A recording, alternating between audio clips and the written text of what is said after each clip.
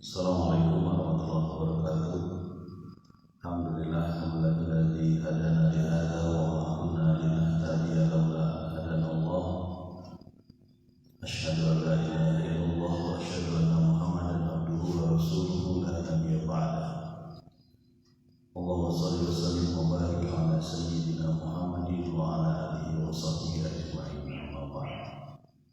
Ayyuhan nas ittaqullaha haqqa tuqatih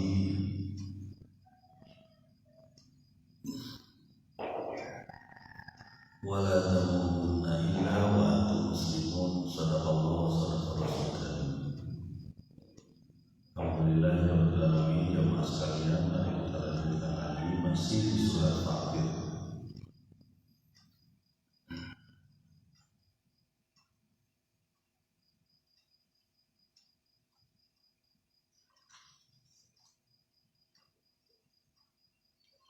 Kita sudah sampaikan bagaimana Allah mengingatkan kita untuk menanyakan, mengingatkan kita bahwa jika kita berlaku syirik, menyekutukan Allah, tanyakan pada diri sendiri bahwa yang kita sembah adakah yang bisa membuat suatu ciptaan di bumi, di bagian bumi manapun ya, ataupun mereka mempunyai andil atau mempunyai bagian dalam menciptakan langit. Pasti semua makhluk akan menolak ya, karena tidak mungkin dilakukan. Atau ada lagi, yaitu apakah mereka sudah menerima kitab ya, sebagai stempel ataupun pernyataan bahwa Allah memberi mereka untuk disembah. Bisa juga disebut bahwa tidak ada kitab yang mereka punya, kaum musyrikin. Kemudian Allah juga mengingatkan bahwa Allah menahan langit ya, tidak lenyap ya, begitu pun bumi, sebagai bagian dari Maha Penyantun dan Maha Pengampunnya Allah. Mari kita lanjutkan di ayat yang ke-42 surat Fatir. Surat Fatir ayat 42. Bismillahirrahmanirrahim. Wa aqsamu billahi jahda aymanihim la in ja'ahum nadhirun la yakununna ahda min ihdal umam falamma ja'ahum nadhirun ma zadahum illa nufura. Dan mereka bersumpah dengan sekuat-kuatnya sumpah, bahwa sumpahnya adalah jika datang kepada mereka pemberi peringatan, mereka pasti akan menjadi orang ataupun kaum yang paling mendapat petunjuk dibanding kaum yang lain. Maka ketika datang pada mereka pemberi peringatan, tidaklah menambah kepada mereka kecuali keingkaran atau keberpalingan. Nah, ini satu sumpah yang dibuka oleh Allah Subhanahu wa taala, yaitu sumpahnya kaum musyrikin Mekah pada saat itu. Apa sumpahnya? Sumpahnya terhadap tetangga mereka Yahudi. Karena mereka tahu bahwa orang-orang Yahudi ini ya berperilaku buruk. Kenapa berperilaku buruk? Banyak nabi yang dia bunuh, ya, dan itu terkenal di kalangan Arab bahwa Yahudi berperilaku buruk. Ditambah lagi salah satu perilakunya adalah perilaku jahat dalam berdagang, berekonomi ya. Makanya riba itu muncul ya di kalangan mereka. Bunga dan sebagainya itu ya, riba, bunga itu muncul di kalangan mereka ya.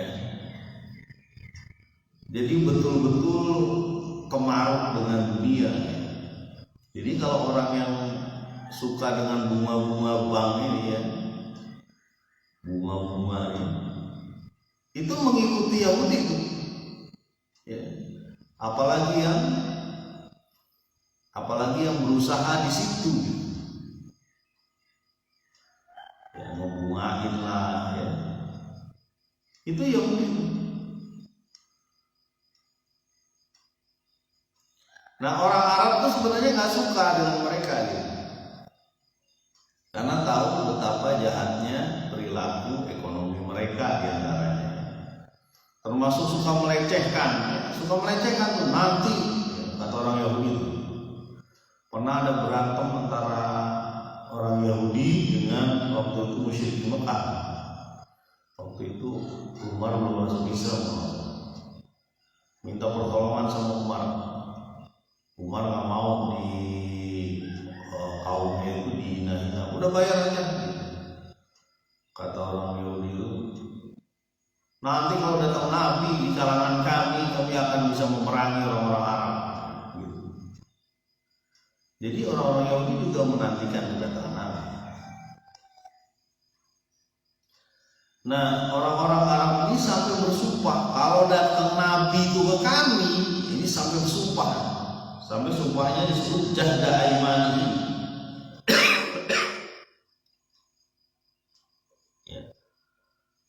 Dengan sekuat-kuatnya sumpah.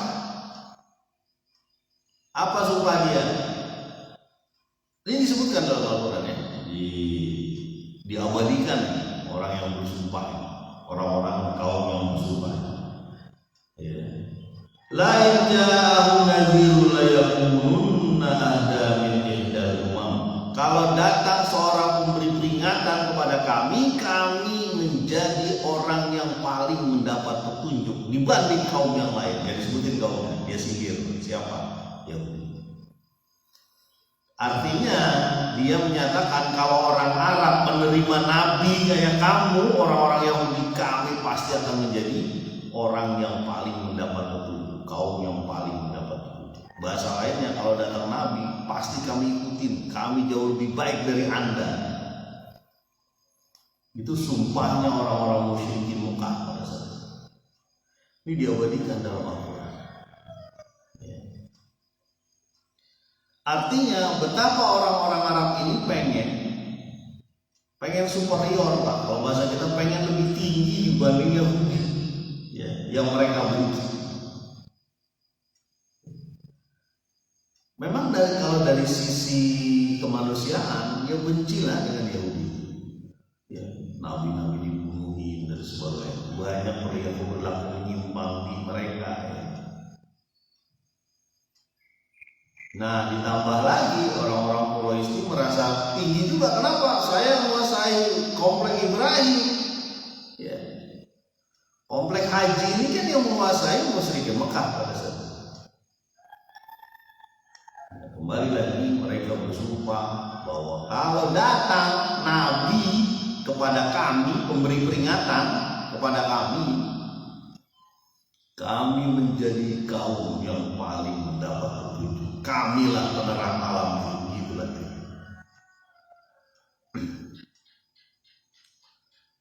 Jamaah kampung takwa dan siapapun yang mendengar siaran ini ya.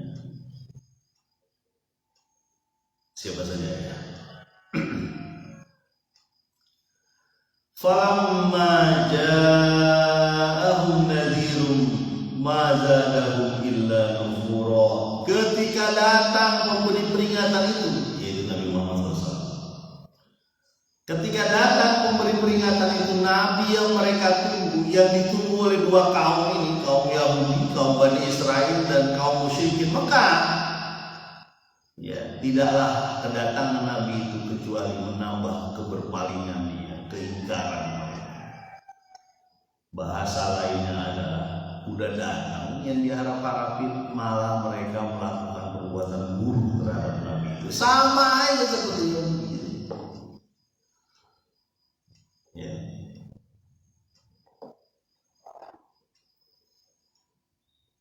Siapa Nabi memberi peringatan terakhir ini dan turun kepada siapa? Rasulullah SAW, Nabi Muhammad SAW. Turun kepada siapa? Di musyrikin Mekah pada saat itu. Untuk linnas seluruh manusia. Ya. Untuk linnas seluruh manusia sebagai khataman Nabi. Rahmatan lil alamin, sebagai rahmat bagi seluruh alam. Kebetulan saja, bukan kebetulan, memang dipilih oleh Allah Subhanahu wa taala nabi terakhir dari orang Arab. Tapi bukan cuma untuk orang Arab. Ya. Dia sebagai utusan Allah terakhir untuk seluruh manusia. Risalah terakhir di Nabi Muhammad SAW. Ketika datang kepada mereka, ya, kepada kaum musyrikin Mekah pada saat itu yang pertama kali, mereka malah berpaling, nggak mau dengerin. Ya. Padahal mereka sudah bersumpah bahwa saya atau kami akan menjadi orang yang paling mendapat petunjuk kalau datang. Ketika sudah datang ditinggal. Ya, sumpah palsu. Ya. Orang yang dibongkar sama orang yang sudah bersumpah sedemikian kuat bakal menjadi orang terbaik, kaum terbaik di antara kaum manusia pada saat itu, termasuk menyingkirkan Yahudi. Tapi mereka dusta terhadap sumpah.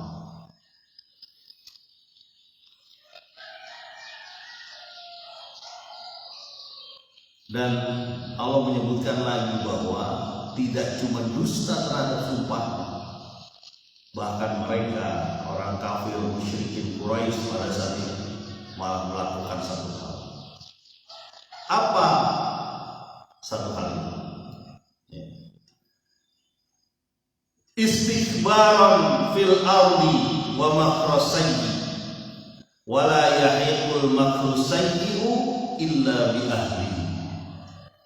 Fahal yanzuruna illa sunnatal awwalin falan tajida li sunnatillahi tabdila walang tajida li sunnatillahi tahwila.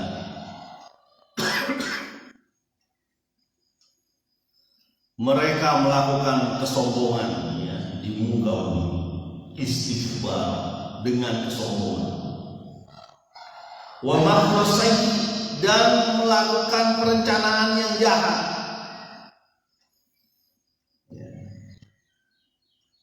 Lihat dulu ya. Wala yahikul makhlus sayyi'u illa bi ahli, dan tidaklah menimpa perencanaan jahat tersebut, ya, konspirasi, ya, kalau bahasa kita apa, perbuatan menolak, ya, illa bi ahlihi, akan kembali kepada mereka sendiri. Dan apa yang mereka tunggu, fahal yang illa sunnatul awwalin, kecuali sunnah orang-orang yang terdahulu, ya, atau ketentuan orang-orang terdahulu. Dan tidaklah engkau temukan dalam sunnah Allah, ketentuan Allah itu beralih, ya, atau berganti, walan tajida li sunnatillahi tahwila, dan tidaklah bertemu sunnah Allah itu, ya, yang pertama terjadi, yang kedua menyimpang, tidak. Nah, ini mereka istikbar, sombong, ya. Ketika datang Nabi SAW, yang ada di pikiran mereka, Nabi ini bakal menggeser kedudukan mereka, ya. Maka mereka berlaku sombong, ya, menyingkirkan orang-orang yang mengikut Nabi, bahkan sebagian mereka bunuh, ya. Jadi perilakunya mirip aja, ya. Makanya yang namanya kejahiliahan itu bukan waktu, tetapi dia sifat. Bisa saja nempel di siapapun dan kapanpun. Bukan cuma suku mana-mana, suku-suku siapapun bisa terjadi. Ya, kelompok manapun bisa terjadi. Ya, sama saja. Makanya jahiliyah itu bukan pada zaman dahulu kala, pada zaman jahiliyah. Sekarang juga ada jahiliyah. Akan datang juga ada jahiliyah. Jahiliyah apa sih? Jahiliyah itu jahil kan? Tidak mengenal Tuhan, ya maksudnya begitu deh.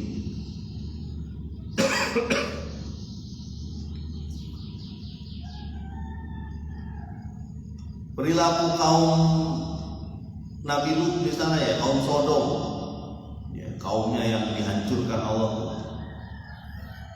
Itu ada gak? Zaman dulu ada, zaman sekarang ada gak? Ada. Kemarin saya ngobrol di Grab, di ojek online Grab itu, naik mobil, Pak sering ketemu yang batangan apa? Baru aja kemarin bilang, baru aja tadi dia bilang. Ya, gimana Pak? Wah itu parah, saya udah jijik banget, megang-megang ini apa namanya? Kalau sebelumnya malah paha dipegang. Jadi jahiliyah itu ada, bukan cuma yang dulu, sekarang juga sama. Begitupun kisah ini, kisah orang-orang musyrik yang sudah bersumpah akan mengikuti petunjuk kalau datang petunjuk, tapi mereka dusta. Mereka tidak mau, bahkan melakukan, ya, istighbar fil ardi wa makhrasayyi, dan melakukan makar, melakukan perbuatan-perbuatan yang bakal menghancurkan dakwah Nabi. Ya. Wah macam-macam itu, mulai dari mulut, ya, mulut itu bisa jadi senjata loh. Makanya kata pepatah tuh, mulut harimau, harus dijaga. Makanya hati-hati nih, kadang-kadang saya juga masih dengar selentingan-selentingan di kampus ini misalnya, ada yang kata-katanya itu menyakiti hati saudaranya, tetangganya, padahal sesama muslim. Jadi berbahaya, karena mulut ini bisa menghancurkan orang. Jangan salah, dengan mulut orang bisa hancur, hubungan bisa berbeda gara-gara mulut. Makanya kata Nabi SAW, aku menjamin surga orang yang bisa mengendalikan mulut, ya, dan bawah perut, ya, maksudnya kemaluan. Artinya mulut juga berbahaya. Kan syahadat saja pakai mulut, berarti mulut ya disebutkan asyhadu alla ilaha illallah. Jadi lisan itu diusahakan keluarkan kata-kata yang benar. Ya, makanya saya sering strik sama anak-anak, biar orang tuanya juga ingat, ya, bahwa mengatakan kata-kata yang buruk, kan yang di Al-Quran disebutkan gitu ya, ketika kita mengucapkan kata-kata yang buruk terhadap orang lain, misalnya apalagi ngomongin orang, itu seperti memakan bangkai saudaranya sendiri, ya, seperti memakan bangkai teman kita. Kalau teman kita itu kita omongin yang jelek, sekali lagi, Pak, itu berlaku di ibu-ibu atau perempuan, enggak cuma ibu perempuan, anak-anak, bapak juga begitu, ya. Makanya berbahaya betul. Man kana yu'minu billahi wal yaumil akhir, kalau engkau beriman kepada Allah dan hari akhir, fayaqul khairan, ngomong yang benar. Ada yang komen, mau dimakan sate Padang aja wangi, bisa aja jadi.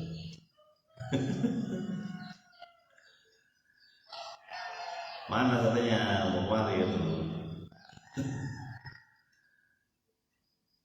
Ya, man Man kana yu'minu billahi wal yawmil akhir falyaqul khairan, ngomong yang benar auliasmu atau diam. Udah. Jangan keluar kata-kata itu. Ya.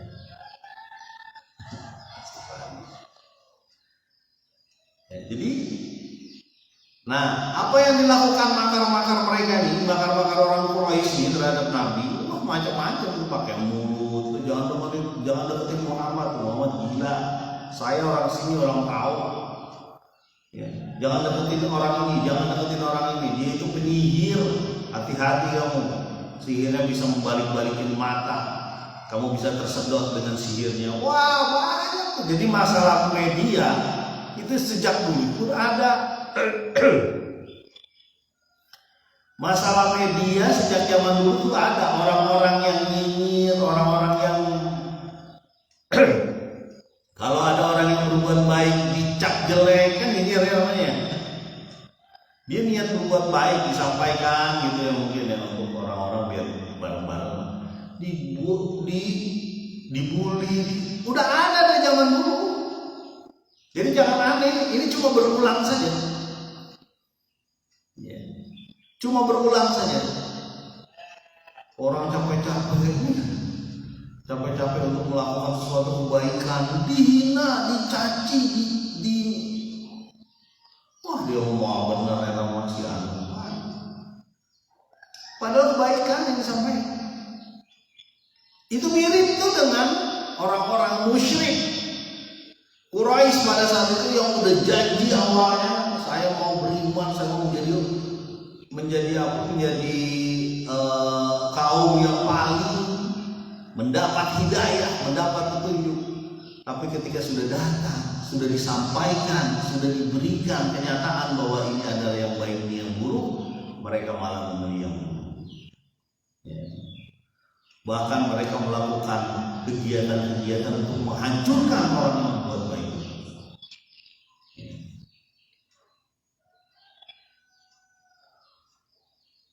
Makarnya tidak cuma dengan mulut, dengan tangan, ya, dicegah keluarganya untuk gabung kepada orang-orang yang menyuruh kepada Allah. Begitu sama, gak usah deketin dia. Bahkan kalau perlu anaknya diajak gitu.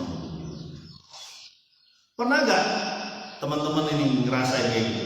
Anak yang berantem, mamanya berantem. Anak berantem nih, mamanya yang berantem. Anak udah sebentar main, udah selesai, emaknya masih ribut. Sampai berhari-hari, bahkan ada yang berbulan-bulan. Nauzubillah. Gak negor. Ada gak yang begitu? Ada yang jawab, ada Pak Arman. Siapa? Tetangga saya Pak Arman. Belum tentu tetangga, ente juga begitu jangan-jangan. Nah ini sama, namanya manusia itu sama. Modelnya apa saja bisa begitu ya. Baik punya teknologi lewat media yang terbaru atau enggak, sama aja. Nah kalau orang-orang musyrik ini pakai mulut, pakai tangan, pakai kekuatan senjata untuk menghancurkan muslim, untuk menghancurkan orang yang takut pada Allah. Ya.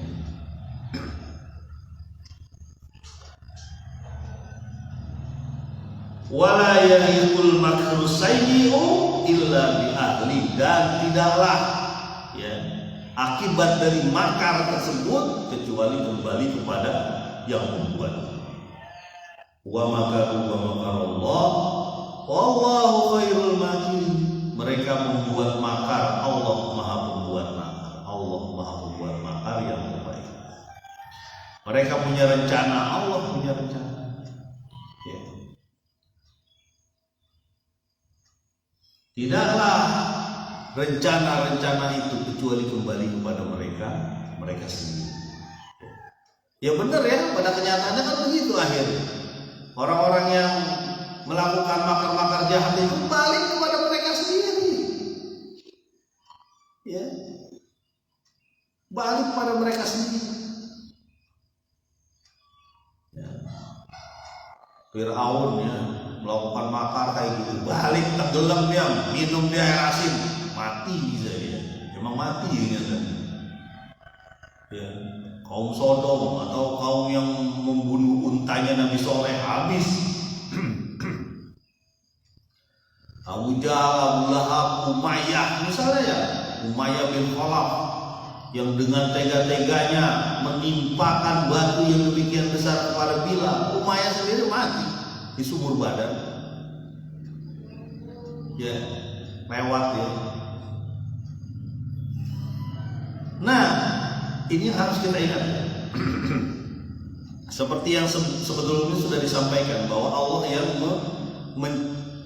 memberikan kekuasaan khalifah fil ard, ya, memberikan kekuasaan kepada bumi, di manusia kepada di muka bumi, kemudian beralih kekuasaan itu biar kita ingat bahwa yang memberi kekuasaan tetap ada Allah Subhanahu wa taala, tetapi orang yang diberi kekuasaan beralihnya cuma dua saja, dia meninggalkan perbuatan baik atau dia meninggalkan perbuatan buruk. Sampai sekarang kita jadi ingat Abu Jahal perilakunya buruk, Abu Lahab perilakunya hancur, bahkan disebutkan di dalam Al-Quran. Umayyah bin Khalaf pun begitu, Utbah juga begitu, dan beberapa tokoh-tokoh lain, termasuk orang yang membunuh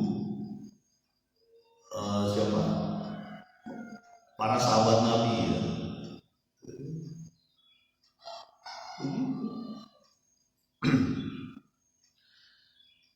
Fahal yanzuruna illa sunnatal awwalin. Kalau begitu apa sih yang mereka tunggu?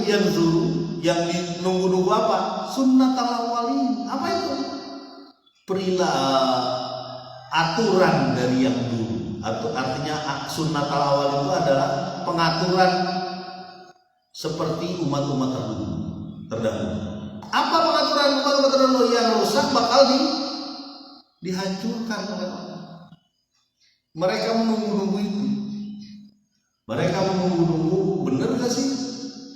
Mana katanya datang janji dari Allah, kaum muslimin akan ditolong. Ya. Mana katanya janji dari Allah datang azab? Mana? Mereka dapat ya. Orang-orang kafir Quraisy pada saat itu dapat. Ada yang terbunuh di Uhud, ada yang terbunuh di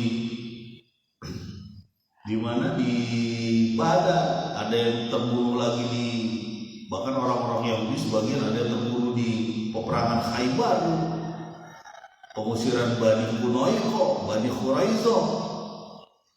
Ya. Mereka dapat ya. Harta serta perlengkapan perang yang mereka bangga-banggakan tidak ada selesai. Ya. Ini jadi pengalaman bagi kita ya. Dan falan tajida li sunnatillahi tabdila. Sunnah Allah tidak berganti. Ya. Walan tajida li sunnatillahi tahwila. Sunnah Allah pun tidak menyimpang, tepat sasaran. Ya. Makanya kadang-kadang kita suka berpikir ada bencana kok dia tidak terjadi di titik rumah itu, jangan-jangan itu bagian dari peringatan dari Allah. Ya, dulu waktu tsunami ya, Aceh dulu, ya, Masjid Baitur Rahman ya, berdiri tegak, aman aja. Begitupun ada waktu kemarin erupsi Merapi ya, Semeru ya, itu ada rumah yang tidak terkena lahar itu, padahal kanan kirinya hancur. Jadi mudah saja bagi Allah untuk menyelamatkan satu kaum dan mudah saja bagi Allah untuk menghancurkan satu kaum. Tepat sasaran. Ya. Makanya nggak usah khawatir, yang namanya azab itu sasarannya tepat. Begitupun yang namanya rezeki ya, sasarannya tepat. Jadi nggak usah takut. Saya nggak dapat ini pak, masa sih begini? Saya nggak dapat ini, saya nggak dapat itu. Kok tetangga saya dapat? Udah nggak usah takut, itu rezekinya dia. Kan saya sering menggambarkan kalau rezeki itu ibarat beli pulsa, ya. Beli pulsa 10.000, nomornya sekian, datang ke situ. Pulsa aja buatan manusia nih ibaratnya, teknologi getaran. Itu Itu nyampe tuh. Satu saja yang berbeda, angka 9 jadi berubah jadi angka 6, cuma geser saja itu nggak mungkin masuk. Ya, kecuali sistemnya dirubah. Jadi sasaran sunnah Allah itu pasti terjadi dan tepat, tidak tergantikan dan tidak meleset. Jadi kalau kita sudah berpikir kayak gini, kita udah nggak pusing. Ya, Pak iri-irian, teman kita dapat ini Pak, oh kita nggak iri rezeki teman kita. Kita bergembira lah, mudah-mudahan dia bisa dapat rezeki lagi ditambah gitu. Ini kan teman dapat rezeki, kita aja yang sakit hatinya, masya Allah. Jangan kawan, mereka itu udah dapat rezekinya, nggak usah khawatir.